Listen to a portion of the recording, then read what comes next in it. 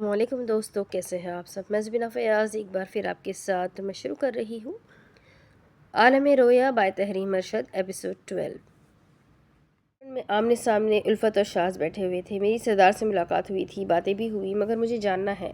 उल्फत दिलचस्पी से पूछने लगी, सरदार पैसे को साफ कैसे कैसे करेंगे? सुना है कराची में बहुत सख्ती हो गई है, इसलिए अब समंदरी रास्तों से मंसूबे नाकाम साबित हो रहे हैं। वो कोहनी के सहारे झुक कर बैठा हुआ कहने लगा, लंदन में एक ख़ानदान है, सरदार साहब के अजीज़ है, उनके अकाउंट में ट्रांसफ़र करेंगे। उसने ये सुनकर सर हिलाया। अच्छा। अब वो पूछने लगी, मेरा बच्चा पहले काम? वो दो टोक अंदाज में बोला था। ये सुनकर वो उससे कहने लगी, जीते, ये असलम बट की ज़िंदगी की सबसे बड़ी डील है। मैं अपने बच्चे के लिए असलम को धोखा दे रही हूँ। मुझे पछताने का मौका मत देना, नहीं तो ना ही मैं बचूंगी और ना ही तुम। वो एक अदा से मुस्कुराया और कुर्सी खींचते हुए आगे बढ़ा। सुनो। उसने उसका हाथ अपनी गिरफ्त में लिया और सरगोशी करते हुए कहने लगा, हर वक्त मैसर मत आया करो, लोग बेकदरी करते हैं। मैं इस्लाम की तरह तुम्हें रकासा नहीं बनने दूंगा। वो लफ्ज़ नहीं था, वो तमाचा था जो उल्फत के गाल पर पड़ा था। वो उसे उसकी औकात याद दिला रहा था। उल्फत ने अपना हाथ पीछे खींचा। उसने धीरे से उसका हाथ छोड़ा। पता है, मुझे तवाइफ और रकासाओं से ज़्यादा मज़लूम और कोई नहीं लगता। मैं जानता हूँ तुम्हें मेरी ज़रूरत है। जाहिर है बाज़ार में नई रकासा जो आ गई है और चढ़ते हुए सूरज को हर कोई सलाम करता है। उल्फत ने अपना पर्स उठाया। चलती हूँ, ताख़ीर हो रही है।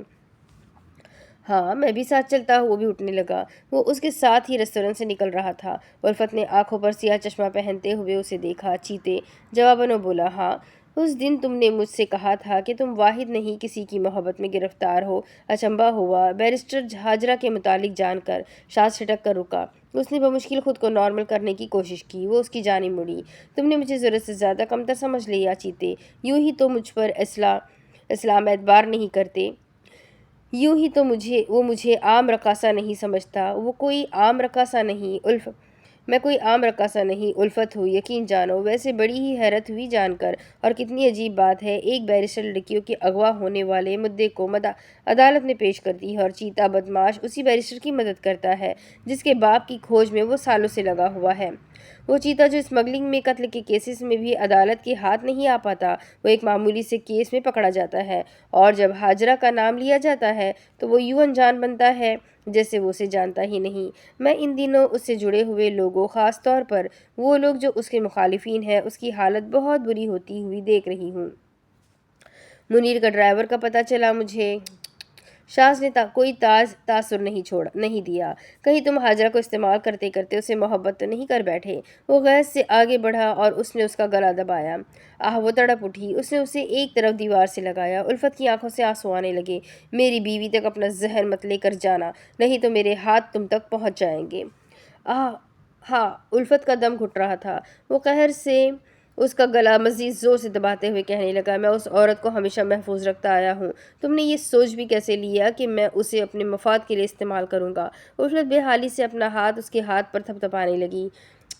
चित अगर तुम चाहती हो कि तुम्हारा बेटा सही सलामत रहे तो आइंदा मेरी बीवी के मौलिक सोचना भी मत। उसने उसके गले पर से अपनी गिरफ्त को कमज़ोर करते हुए अपना हाथ पीछे खींच लिया और वो चिल्लाते हुए ज़मीन पर गिरी। आह, वो खांसते हुए झुककर ज़मीन से लगी। हाँ हाँ। आह आह, वो दर्द से कराते हुए लंबे लंबे सांस ले रही थी। शाज ने गजबनाकी से एक नज़र उसे देखा और फिर तेज़ी से बड़े बड़े डग भर कर जाने लगा। धीरे से फाइल खुली। हाजरा गाड़ी में बैठी हुई थी। ड्राइवर गाड़ी के बाहर खड़ा था। फासले पर एक मर्द बैठा उसे बता रहा था। शेख कॉलेज के करीब 2 मिनट की मसाफत पर सिर्फ एक ही दफ्तर है। गर्दनवाह में और भी दफ्तर है, लेकिन सबसे करीब यही पड़ता है। मैंने फिर भी इन दफातर में मालूमात करवाई, मगर तुम्हारे मांगे हुए सालों के दरमियान शाज नाम का कोई क्लर्क वहाँ नहीं मिला। हाजरा वर्क पर देखते हुए बगैर वर्क पर देखते हुए बोली, उसके घर का कुछ मालूम हुआ? नहीं। उसने नफी में सर हिलाया। उसके घर का कुछ पता नहीं चला। और चीते बदमाश की रिपोर्टेड क्राइम्स। हाजरा ने तनकीदी नज़रों से उसे देखते हुए सफ़ा पलटा। उसने सादगी से हाथ हिलाया। उन केसेस का इस सब से कोई ताल्लुक नहीं है, ना ही उसके क्राइम्स की तारीख का शाज नाम के बंदे से कोई ताल्लुक है। फिर भी चीते की मालूमात के लिए काम कर रहा हूँ। वो कुछ सोचने लगी। تو کہ تم نے یہاں کے کالجوں میں معلوم نہیں کیا تھا؟ اور شاز نام کے لڑکے کے متعلق کالج دارالعلوم سے معلومات بھی ملی؟ حاجرہ نے مٹھی تھوڑی سی لگا لی۔ مگر اس کا پورا نام نہیں مل سکا۔ کالج کی عمارت تبدیل ہونے کی وجہ سے پرانے ریکارڈ کھو گئے ہیں، لیکن معاشرتی علوم کے پروفیسر عبدالمغنی سے معلومات نکالی ہے۔ وہ ذرا چونکی۔ شاز بہت ہی کم گو اور سادہ مزاج لڑکا تھا۔ احسن کے علاوہ اس کا کوئی دوست وہ اسے بہت امید سے دیکھ رہی تھی۔ وہ 3 دوست تھے۔ اس کے ایک کا نام اسام تھا اور کافی تعریف کر رہے تھے پروفیسر ان کی۔ اوکے، وہ سیدھا اٹھ بیٹھی۔ اسام کی مجھے کوئی معلومات نہیں مل سکی۔ خیر، یہ معلومات عام لوگوں کی تھی، اس لیے ان کا ایک ہزار لوں گا اور چیتے کی خبر کا 5000۔ حاجرہ نے فائل بند کی اور اسے ایک ادا سے دیکھا۔ اس خبر کا تو میں تمہیں 500 دوں گی۔ وہ چونکا۔ کیوں؟ کیونکہ تم نے مجھے اسام کا پورا نام نہیں بتایا، بلکہ میں تمہیں اسام کا پورا نام بتاتی ہوں۔ اسام کا پورا نام اسام صلاح الدین ہے اور ان دنوں وہ سعودی عرب میں ہوتا ہے۔ احسن کا پورا نام احسن عبدالغفار ہے اور وہ ان دنوں جرمنی میں ہوتا ہے۔ لیکن وہ جھلا کر بولا، یہ خبر تو میں نے نکالی ہے۔ 500۔ حاجرہ کڑک انداز میں بولی۔ اس نے پرس کھولا۔ یہ بھی بہت زیادہ ہے، لیکن خیر، صرف اس خبر کا کاٹ رہی ہوں۔ اس نے ضبط سے مٹھیاں بھیج لی۔ حاجرہ نے پیسے نکالے اور گنتے ہوئے اسے دینے لگی۔ اس نے ایک گہری سانس لی اور اسے پیسے لیے۔ مجھے جلد از جلد چیتے کی بھی خبر چاہیے۔ حاجرہ نے یہ آخری جملے پر زور دیتے ہوئے کہا تھا۔ اس نے دھیرے سے سر ہلا دیا۔ ٹھیک ہے، ہو جائے گا کام۔ وہ دروازہ کھول کر باہر نکلا اور اس نے دروازہ بند کر دیا۔ حاجرہ نے ایک گہری سانس لیتے ہوئے باہر دیکھا۔ کتنا کربناک ہوتا ہے نا اپنے دوست کی معشوقہ پر دل ہارنا۔ اس نے کھڑکی سے سر نکال کر گاڑی سے باہر دیکھا۔ مستحن ڈرائیور فوراً سے پلٹا۔ چلو جی۔ وہ گاڑی کے قریب آیا اور دروازہ کھولنے لگا۔ جیسے ہی وہ گاڑی میں بیٹھا، اس نے دروازہ بند کیا۔ اس وقت تمہارے صاحب کہاں ہے؟ وہ سادگی سے بولا۔ مجھے نہیں پتا بی بی۔ تمہاری تنخواہ میں سے 100 کاٹوں؟ وہ بے اختیار بولا۔ بی بی ایسا ظلم نہ کرے۔ اگر میں نے آپ کو بتا دیا تو صاحب جی مجھے کام سے نکال دیں گے۔ اس نے سیٹ سے ٹیک لگائی۔ اچھا چلو پھر گرجاک چلو۔ جی۔ وہ ٹھٹک گیا۔ حاجرہ سنجیدگی سے بولی، کام ہے مجھے، اور اگر تمہارے صاحب وہاں ہے تو انہیں بھی لے آتے ہیں۔ ضرور، دوسرا چکر لگا کر تم نے ہمارا پیٹرول ضائع کرنا ہے۔ مستحن نے کپکپاتے ہوئے گلے سے تھوک نکلا اور باریک اسٹیئرنگ کو تھام لیا۔ G B be. اس نے سیاہ رنگ کا بڑا سا چشمہ آنکھوں پر لگایا۔ وہ گاڑی کا دروازہ کھول کر باہر نکلی۔ اس نے گاڑی کا دروازہ بند کیا۔ وہ نجیب پہلوان گلی کی جانب جا رہی تھی۔ یہاں آنا رہ گیا تھا۔ وہ گلی میں داخل ہوئی تو سامنے والے گھر کا دروازہ کھلا۔ اس نے تھوڑا سا مڑتے ہوئے دیکھا۔ سامنے سے زوہیب باہر نکلا اور اپنے دھیان میں آگے بڑھا۔ زوہیب! حاجرہ نے اسے پکارا تھا۔ زوہیب نے آواز میں شناسائی محسوس کی تو فی الفور پلٹا اور اسے دیکھ کر خوشگواری سے بولا، حاجرہ! وہ مسکراتے ہوئے اس کی جانب چلی آئی اور پوچھنے لگی، کیسے ہو زوہیب؟ میں بالکل ٹھیک۔ وہ حیرت سے اسے اوپر سے نیچے تک دیکھنے لگا۔ تم کتنی بدل گئی ہو۔ بالکل اداکارہ لگ رہی ہو۔ وہ کہکہا لگا کر ہنسی۔ گیٹ پر کی جو چلی آئی۔ کون ہے زوہیب؟ وہ گیٹ سے تھوڑا پیچھے ہو کر اس سے پوچھ رہی تھی۔ آواز پر دونوں نے دیکھا۔ وہ مسکرا کر کہنے لگا، حاجرہ آئی ہے، ابا کو بلاؤ۔ اور یہ سن کر کیجو کے تن بدن میں آگ لگ گئی۔ حاجرہ نے اندر کی جانب جھانک کر دیکھا۔ یہ تمہاری بیوی ہے نا؟ وہ بتانے لگا۔ ہاں، اور 2 بچے بھی ہیں۔ ارے! کیجو کلستے ہوئے اندر جانے لگی۔ حد ہو گئی ہے، مجھے تو لگتا ہے یہ حاجرہ دھوبیوں سے بدلہ لینے واپس آ گئی ہے اور استعمال کر رہی ہے اپنی چچا زاد بہن کو۔ توبہ توبہ! یہ سب کوہ نور کو بتانا پڑے گا۔ ویسے کوہ نور اتنے دن سے ہے کہاں؟ وہ سیڑھیوں کی طرف جا رہی تھی۔ ابا جی! اس نے اوپر کوٹھے کی جانب دیکھتے ہوئے نجیب پہلوان کو آواز لگائی۔ ابا جی! باہر زوہیب نے حاجرہ کا استقبال کیا۔ اندر آؤ نا، تمہارا شوہر نہیں آیا؟ نہیں، وہ مصروف ہے، میں یہاں کام سے آئی ہوں۔ شکریہ۔ اچھا اندر تو آؤ۔ اس نے اصرار کیا مگر حاجرہ نے معذرت کر لی۔ نہیں زوہیب، پھر انشاءاللہ۔ اب وہ مدعے پر آئی۔ اچھا زوہیب، ہاں؟ وہ اسے مسلسل دیکھ رہا تھا۔ مجھے صلاح الدین چچا کے چھوٹے بیٹے رجب سے ملنا ہے، ضروری کام ہے، کیا تم اسے بلا سکتے ہو؟ میں جلدی میں ہوں، مجھے گھر بھی جانا ہے، وہ درخواست کرتے ہوئے کہہ رہی تھی۔ پلیز اسے بلاؤ۔ ہاں اچھا۔ وہ ایک پل کے لیے بھی اس کے چہرے پر سے نگاہ نہیں ہٹا پا رہا تھا۔ وہ نہ چاہتے ہوئے بھی رجب کو بلانے کی غرض سے جانے لگا کہ جو شور مچاتے ہوئے نجیب پہلوان کو نیچے لے کر آ رہی تھی۔ میں بتا رہی ہوں ابا جی، کچھ بہت بڑا ہونے والا ہے۔ پہلے تحلیل کی منگنی ٹوٹ گئی، اب یہ حاجرہ آ گئی۔ ابا جی دیکھنا، دھوبیوں کا بٹوں کا رشتہ جڑنے والا ہے۔ नजीब पहलवान नीचे आते हुए गुस्से से बोले, बस करो कि जो। वो एकदम खामोश हुई। उन्होंने उसे सख्ती से तंबीह की, खबरदार, जो अब तुमने कोई ऊट पटांग बात की, ऐसा कुछ भी नहीं है, और अगर ये बात घर से बाहर गई तो फिर देखना तुम। नजीब पहलवान एक गहरी सांस लेकर गेट की तरफ बढ़े। आहट पर हाजरा ने अपना चश्मा उतारा और सामने से नजीब पहलवान को आते हुए देखकर मुस्कुरा पड़ी। अस्सलाम वालेकुम चचा जी। वो उसके सर पर प्यार देते हुए आगे चले आए। वालेकुम अस्सलाम हाजरा बेटी। यकीन करें चचा जी, आपको देखकर बड़ी खुशी हो रही है। वो उससे पूछने लगे, अरशद कैसा है? तुम तो शादी के बाद गर्जाक आई ही नहीं। वो उनसे कहने लगी, बस मसरूफियत थी चचा जी, अंदर आओ बेटा। उन्होंने भी उसे अंदर आने की दावत दी, मगर उसने मुस्कुराकर कह दिया, नहीं चचा जी, फिर आऊँगी, जल्दी में हूँ। अकब से जोहेब चला आया। हाजरा वो मुड़ी। रजब गेट से बाहर निकल कर आया। उसने दरवाज़ा बंद किया। ये रहा रजब। हाजरा ने चश्मा लगाते हुए उसे देखा और फिर जोहेब का शुक्रिया अदा करते हुए बोली, बहुत शुक्रिया। वो अब नजीब पहलवान से इजाज़त लेने लगी। अच्छा चचा जी, इजाज़त दे, खुश रहो। उन्होंने उसके सर पर प्यार दिया। हाजरा रजब की तरफ मुतवज्जा हुई। रजब मेरे साथ आओ। वो हैरान परेशान होकर उसके साथ चलने लगा। हाजरा बाजी। वो गली से बाहर निकलने लगी। गाड़ी में बैठो। गली से निकलकर वो गाड़ी की तरफ आए। बाहर ही उसका ड्राइवर खड़ा था। हाजरा ने गाड़ी का दरवाज़ा खोला और उसे देखते हुए बोली, बैठो। उसने दरवाज़ा बंद किया। रजब भी गाड़ी में बैठा। उसने दरवाज़ा बंद किया। वो नासमझी से उसे देख रहा था। हाजरा बाजी को मुझसे क्या काम? उसने आंखों पर से चश्मा उतारा और एक गहरी सांस ली। वो चश्मा बंद करने लगी। उसने अब उसे देखा। वो बड़ी संजीदगी से उसे देख रहा था। बेफिक्र रहो, मैं तहलील की वजह से यहाँ नहीं आई। तुमसे एक काम है मुझे। मुझसे? वो बेइख्तियार कह पड़ा। हाजरा ने अपना पर्स खोला। जब रजब ने उसकी पर्स की जानिब देखा, उसने 500 रुपये निकाला और उसकी तरफ बढ़ाया। ये पकड़ो। ये? वो कोई रद्द अमल नहीं दे सका। पकड़ो, वो सख्ती से बोली थी। रजब के हाथ कँपाया, मगर वो हिम्मत करके पैसे पकड़ने लगा। मेहनत वाला काम है, इसलिए पैसे दे रही हूँ। दूसरे पैसे भी लगेंगे, क्योंकि तुम्हें अपने भाई से राब्ता करना है। जी? वो जैसे चीख पड़ा था। हाजरा ने हैरत से उसे देखा। क्या हो गया है? क्या साबिका माशूक और माशूका आपस में बात नहीं कर सकते? रजब बौखला गया। नहीं क्या? हाजरा ने तेवरी चढ़ाई। वो झट से बोला, नहीं नहीं, मतलब हाँ। हाजरा अब बिना वक्त ज़ाय किए उसे कहने लगी, हाँ, अपने भाई से राब्ता करो और उससे पूछो कि उसके दोस्त शाज का घर किधर था। मुझे उसके घर का पता जानना है। शाज भाई? उसने माजी की धुंधली यादों में से गली और खुद को एक नौजवान के पीछे दौड़ते हुए देखा। तुम उसे जानते हो? रजब ने उसे देखा और बताने लगा, जी थोड़ा बहुत याद है, बहुत छोटा था मैं और शाज भाई के स्कूल के वक्त से दोस्त थे। बहुत अच्छे थे वो। लेकिन आपको उनके बारे में क्यों जानना है? हाजरा ने लब दबाए तो उसकी थोड़ी तले बल पड़े। मुझे उसने गाड़ी की सीट से टेक लगाई और टांग पर टांग रखी। एक्चुअली उसने कुछ सोच कर उसे देखा। वो यहाँ का सबसे हसीन लड़का था। वो ये सुनकर रजब को लगा कि उसका दिल फट जाएगा। और तुम्हारा भाई यहाँ का दूसरा हसीन लड़का था। मगर शाज के हाथों में एक नरमी थी। मैंने उसके लम्स में नरमी और एहतराम को महसूस किया था। वो ज़ख्मी हालत में ज़मीन पर गिरी हुई ज़ारो कतार रो रही थी। उसकी चाल में आजिज़ी थी। वो उसे उठा रहा था। चलो उठो, रोना बंद करो। वो बिलक बिलक कर रो रही थी।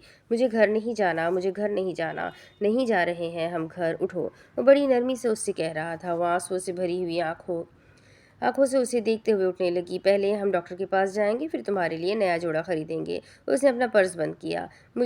बल्कि मुझे लगता है मैंने तुम्हारे भाई के साथ उससे 2 टाइम किया था। रजब के कान सुर्ख हो गए।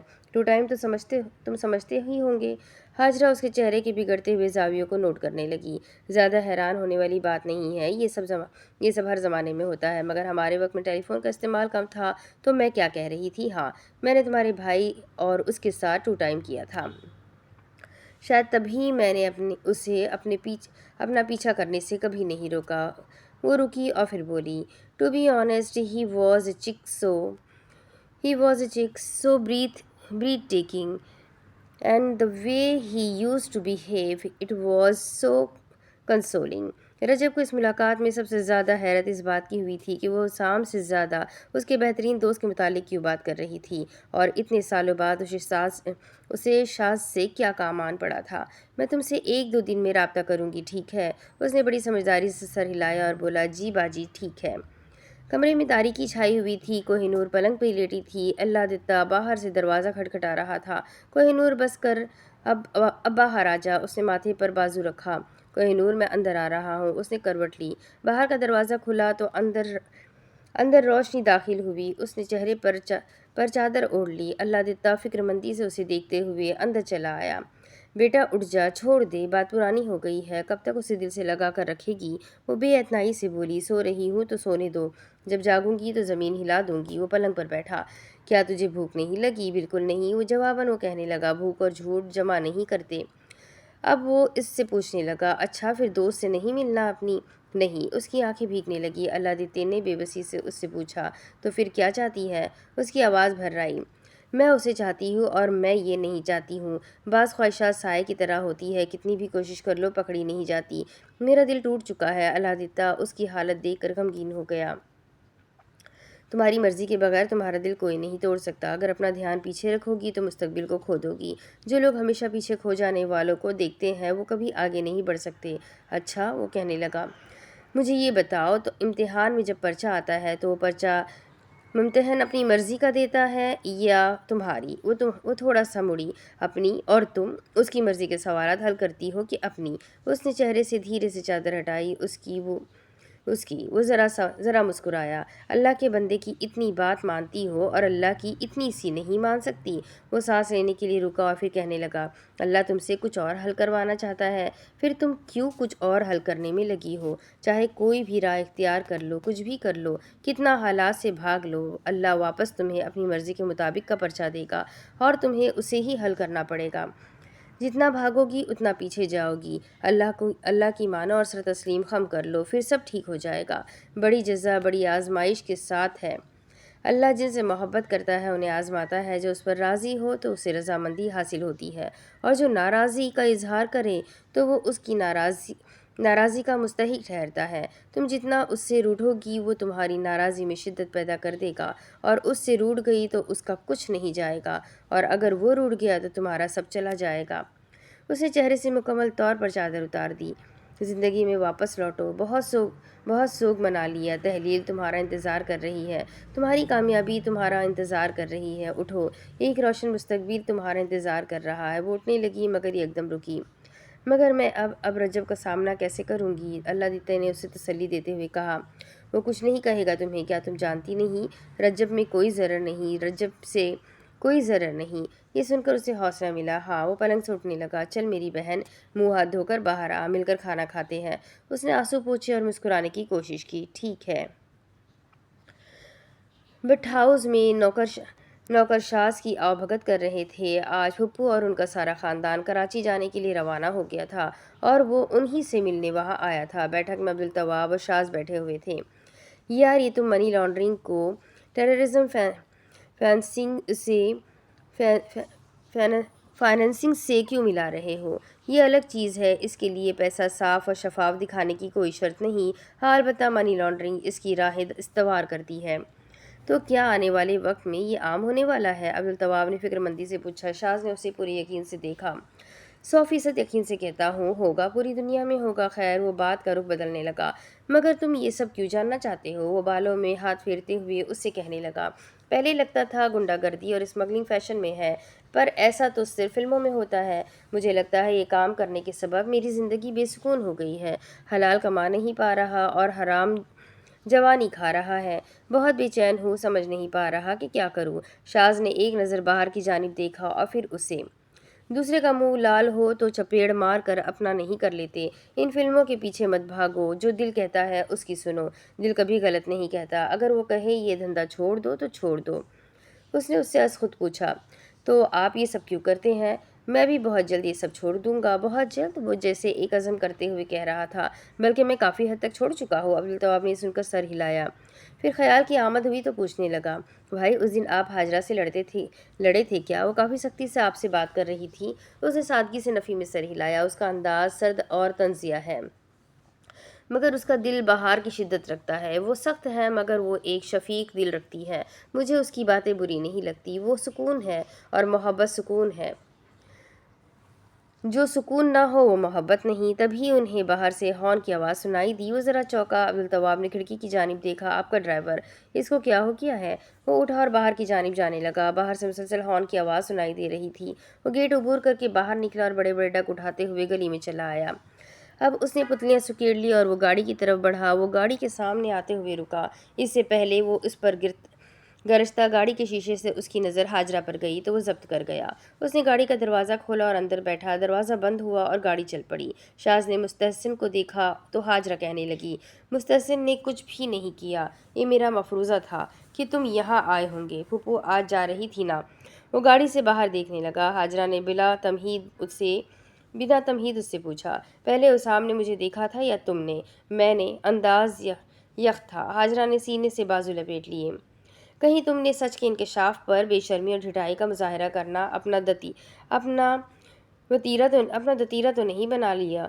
جواباً وہ کچھ نہیں بولا۔ اب بھی ملاقات ہوتی ہے اس سے؟ نہیں، حاجرہ کا بھاؤ اٹھا۔ آخر بار کب ملاقات ہوئی تھی؟ لاہور میں ہوئی تھی، ایئرپورٹ پر اسے لینے اور چھوڑنے گیا تھا۔ بیٹی کو دیکھنے پاکستان آیا تھا اور تم تب کالج میں پڑھتی تھی۔ حاجرہ نے دائیں ہاتھ کی مٹھی بنا لی اور وہ غصے سے لب بھیجنے لگی۔ تو تم اسے جانتے تھے؟ اس نے گردن گھما کر اسے دیکھا۔ اس کی بیٹی کی پیدائش مبارکبادی تھی تو صلاح ہو گئی۔ وہ پے در پہ سوال کرنے لگی، اوہ صلاح ہو گئی، تو لڑائی کب ہوئی تھی؟ اور وہ اب سیدھا دیکھنے لگا۔ اس کے ولیمے کے دن جب تمہیں گھر چھوڑ کر گیا تھا۔ شاز بھائی، آپ شادی پر کیوں نہیں آئے؟ رجب اس کا ہاتھ تھام کر گلی میں چل رہا تھا۔ مصروف تھا، وہ بڑے ضبط کے عالم میں کہنے لگا، جلدی سے بھائی کو بلاؤ۔ اچھا۔ وہ دوڑ کر اندر گھر میں گیا۔ باہر وہ شدید غصے میں گلی میں ٹہل رہا تھا۔ اچانک اس نے سر اٹھایا، سامنے سے اسام چلا آیا۔ وہ اس کے قریب آتے ہوئے ذرا مسکرایا۔ اس نے اگلے ہی لمحے اس کے منہ پر گھوسا مار دیا اور اسام کا دماغ گھوم کر رہ گیا۔ آج سے سب ختم۔ رجب گیٹ سے باہر نکلا تو سامنے کا منظر دیکھ کر سانس نہیں لے سکا۔ وہ پلٹ کر جانے لگا اور رجب اس کے پیچھے دوڑ کر آنے لگا۔ شاز بھائی، شاز بھائی۔ شاز نے چلتے ہوئے اس کے سر پر شفقت سے ہاتھ رکھا اور پھر شرٹ کے سامنے والی جیب سے ہارمونیکا نکال کر اس کی طرف بڑھا دیا۔ آپ جا رہے ہیں اور یہ؟ وہ گڑمڑ ہوتے ہوئے ذہن سے اسے دیکھ رہا تھا۔ اس نے اس سے ہارمونیکا لیا۔ یہ؟ شاز تیزی سے آگے بڑھا اور رجب پیچھے سے چلاتے ہوئے اسے پکارنے لگا، شاز بھائی، شاز بھائی، مگر وہ پلٹا نہیں۔ تو مطلب یہ لڑائی میری وجہ سے ہوئی تھی؟ حاجرہ اب تک کشمکش میں تھی۔ وہ تنزیہ بولا، نہیں، گلشن کی وجہ سے۔ اس کا حیرت سے منہ کھلا اور پھر وہ باہر دیکھنے لگی۔ ان کے درمیان خاموشی کی دیوار حائل ہو گئی۔ شاز نے اس خاموشی کو توڑنا شروع کیا، میری جاسوسی کروانے سے تمہیں کچھ حاصل نہیں ہوگا، اس لیے بے وجہ مجھ پر اتنا خرچہ مت کرو۔ حاجرہ نے اسے دیکھا، تم مجھ سے محبت کرتے ہو؟ شاز کی نگاہ اس سے ملی۔ اس نے نظریں پھیر لیں۔ ہاں۔ حاجرہ نے بھی نگاہیں پھیر لی۔ کیا کر رہے تھے؟ اس نے موضوع بدلا۔ تمہیں یاد کر رہا تھا اور تمہیں یاد کرتے کرتے ایسا لگا کہ میں تمہیں آج سے نہیں، ایک عرصے سے یاد کر رہا ہوں۔ حاجرہ نے کنکھیوں سے اسے دیکھا، کافی عرصہ ہو گیا تمہیں ہارمونیکا بجاتے ہوئے نہیں دیکھا۔ جواباً اس نے لب کھولے، میں نے ہارمونیکا بجانا چھوڑ دیا ہے، اب زندگی میں گیت کی کوئی جگہ نہیں ہے۔ یہ کہہ کر اس نے خاموشی اختیار کر لی۔ حاجرہ نے بغور بے مقصد اسے دیکھا۔ چیتے، شاز یا ارشد، تمہاری مسٹری بہت گہری ہوتی جا رہی ہے۔ کیجو اور گلشن صحن میں بیٹھی لہسن اور ادرک بنا رہی تھی۔ کمرے میں طلال اور یشما اینک والا جن دیکھتے ہوئے کہکہے لگا کر ہنس رہے تھے۔ اگلے ہی لمحے طلال کی آواز سنائی دی، تم پاگل ہو؟ کیوں ڈر رہی ہو؟ کیجو نے ایک خیال کی آمد پر گلشن کو دیکھا اور پھر اس سے کہنے لگی، میں وہ زندگی جینا چاہتی ہوں جو ناولوں میں ملتی ہے۔ گلشن نے ہنستے ہوئے لہسن کے جوئے سے چھلکا اتارا۔ مطلب تمہیں امید ہے ذوحِ اختتام پر تم سے محبت کرنے لگے گا؟ اس نے اس بات میں سر ہلایا۔ ہاں، اللہ میرے صبر کی اجرت مجھے ضرور دے گا، وہ مسکرا کر کہنے لگی۔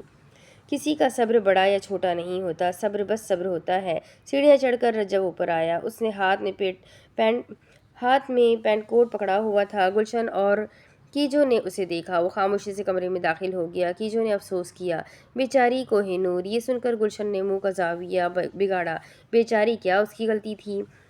اوہ واہ بھائی، اندر سے طلال شادمانی سے بولا تھا، صحیح بتائے، یہ آپ نے سیا ہے؟ رجب نے دونوں ہاتھ اٹھاتے ہوئے ایک ادا سے دیدے گھمائے۔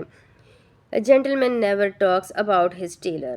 وہ یشما اور ٹیلی ویژن پر چلتے ہوئے منظر کے درمیان آیا۔ یشما نے اسے ہاتھ سے پیچھے ہٹنے کا اشارہ کیا۔ چاچو پیچھے ہٹے۔ وہ ہنس کر پیچھے ہوا۔ اچھا۔ رجب کمرے سے باہر نکلا۔ کیجو اور گلشن نے اسے دیکھا۔ وہ صحن سے نکل کر جانے لگا۔ وہ سیڑھیاں اترا تو باہر گیٹ پر اسے دستک کی آواز سنائی دی۔ اس نے رفتار بڑھائی اور نیچے آیا۔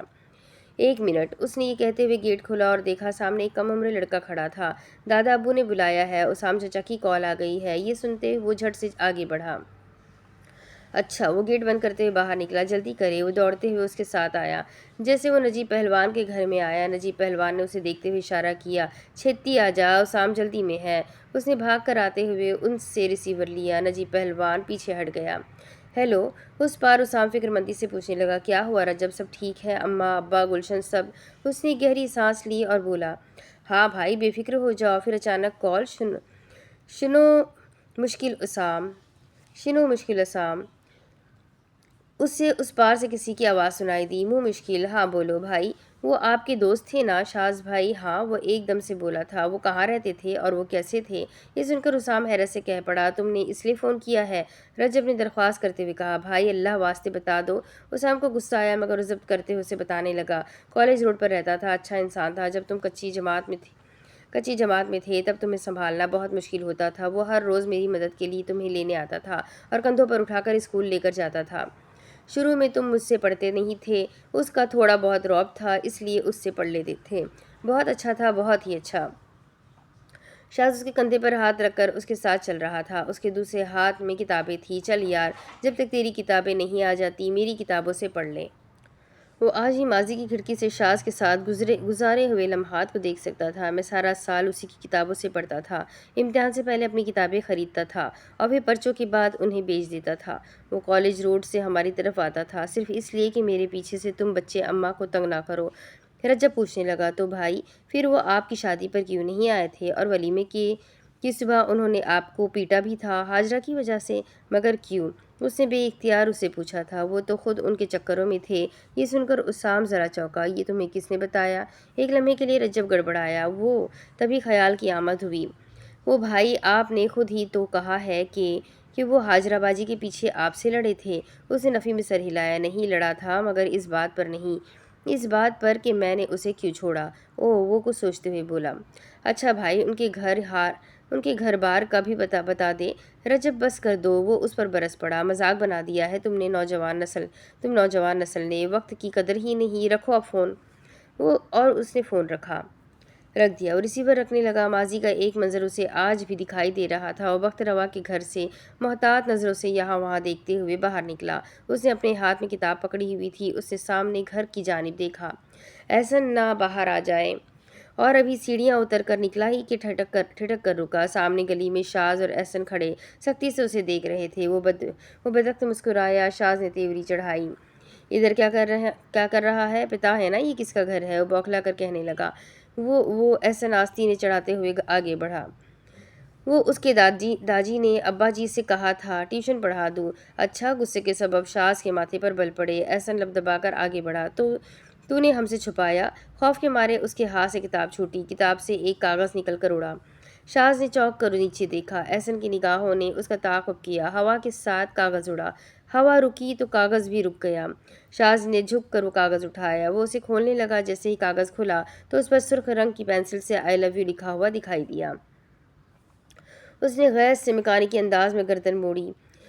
اس نے اسے کاغذ دکھایا۔ احسن کا تھوڑا سا منہ کھلا۔ اس نے حیرانی سے اسے دیکھا۔ لاجو یہ تو نے کیا کر دیا؟ شاز کو اس پر شدید قسم کا غصہ آ رہا تھا۔ خوف سے اسام کا پورا وجود کپکپا رہا تھا۔ اللہ کی قسم میں نے کچھ نہیں کیا، اللہ کی قسم، وہ خود مجھے تنگ کرتی ہے۔ وہ کہتی ہے اگر میرے خطوط کا جواب نہ دیا تو خودکشی کر لوں گی۔ وہ سر تا پا لرز رہا تھا۔ یار میں اسے خط نہیں لکھوں گا، قسم سے۔ وہ آگے بڑھا اور اس نے شاز کے شانے پر ہاتھ رکھا۔ تو لکھ دیا کر۔ اس نے کھینچ کر اس کے کان پر تھپڑ رسید کیا اور وہ منجمد ہو گیا۔ اس نے اسے دھکا مارا اور اسے ٹھڈا رسید کرنے لگا تو احسن درمیان میں آیا۔ اوئے شاز لڑکی کے پیچھے لڑے گا؟ اسام زمین پر گرا ہوا درد سے تڑپ رہا تھا۔ اس میں اس کا کیا قصور ہے؟ وہ لڑکی اسے پسند کرتی ہے، ٹھنڈا ہو جا۔ اس نے ایک گہری سانس لی اور اپنے غصے کو ضبط کرنے لگا۔ اسام اٹھ کر بیٹھا اور اس نے اسے دیکھا۔ شاز خونخوار نظروں سے اسے دیکھ رہا تھا۔ اس نے اسے انگلی دکھا کر تنبیہ کی، میری نظر تم پر رہے گی، اگر اس کا دل ٹوٹا تو میں تمہارے جسم کا جوڑ ہلا دوں گا۔ اس نے سر اٹھایا۔ اس کی نگاہ ریسیور پر گئی۔ وہ اب پلٹنے لگا تو سامنے دیوار پر اسے قریشی کمپنی کا لوگو دکھائی دیا۔